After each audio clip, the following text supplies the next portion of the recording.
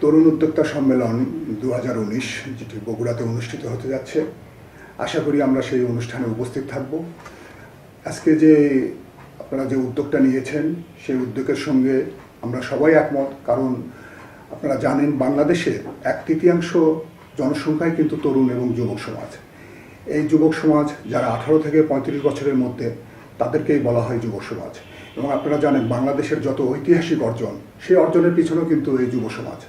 এবং আমাদেরকে আরেকটি জিনিস চিন্তা করতে হবে, সেটি হচ্ছে আপনারা দেখেছেন যে তরুণদের মধ্যে আমাদের দেশে মাদকাসক্ত, এই মাদকাসক্ত এই আমাদের যে তরুণ বন্ধুরা আছে আমাদেরকে অবশ্যই এই পথ থেকে সরে নিয়ে আসতে হবে।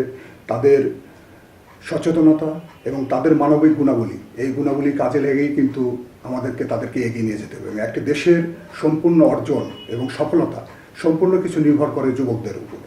আপনারা জানেন যে 2021 এবং 2041 আমরা যে মধ্যম আয়ের দেশ এবং 2041 সালে যে উন্নত রাষ্ট্রে বাংলাদেশ পরিণত হতে যাচ্ছে, সেটি কিন্তু অবশ্যই এই যুব সমাজকে আমরা যদি সঠিক পথে না নিয়ে আসতে পারি, তাহলে আমরা কাঙ্ক্ষিত লক্ষ্যে পৌঁছাতে পারবো না।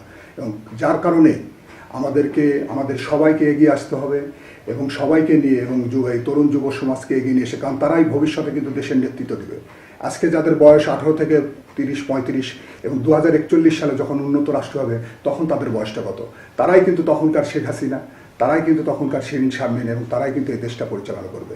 তাই আমরা সবাই মিলে এগিয়ে আসি এই যুব সমাজকে। কারণ আপনারা জানেন আগে কিন্তু আমি ছোটবেলায় খেয়াল করেছি যে লেখাপড়া করে সবাই কেউ হবে ডাক্তার, কেউ হবে ইঞ্জিনিয়ার, কিন্তু আজকে আপনারা খেয়াল করে দেখেন যে আজকে যে স্টিভ জবস, এই আপেলের মালিক, সেই স্টিভ জবসের কাহিনী কি আপনারা জানেন? সেই স্টিভ জবসের কাহিনী যদি আপনারা দেখেন, তার যদি বিস্তারিত সব কিছু জানেন, তাহলেও আপনারা চিন্তা করবেন।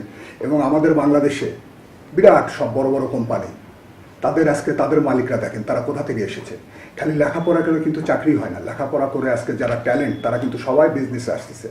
এবং একটা দেশের ডেভেলপ, আমি যদি একটা চাকরি করে ভালো লেখাপড়া করে যদি একটা ভালো কোম্পানি করে আমার কোম্পানিতে যদি যথেষ্ট পরিমাণ ছেলেদেরকে চাকরি দিতে পারি, তাহলেই কিন্তু দেশের অবকাঠামো এবং দেশের উন্নতি সম্ভব। তাই আসুন আমরা সবাই মিলে এই তরুণ উদ্যোক্তাদেরকে উৎসাহ দিয়ে আমরা আমাদের দেশকে এগিয়ে নিয়ে যাই।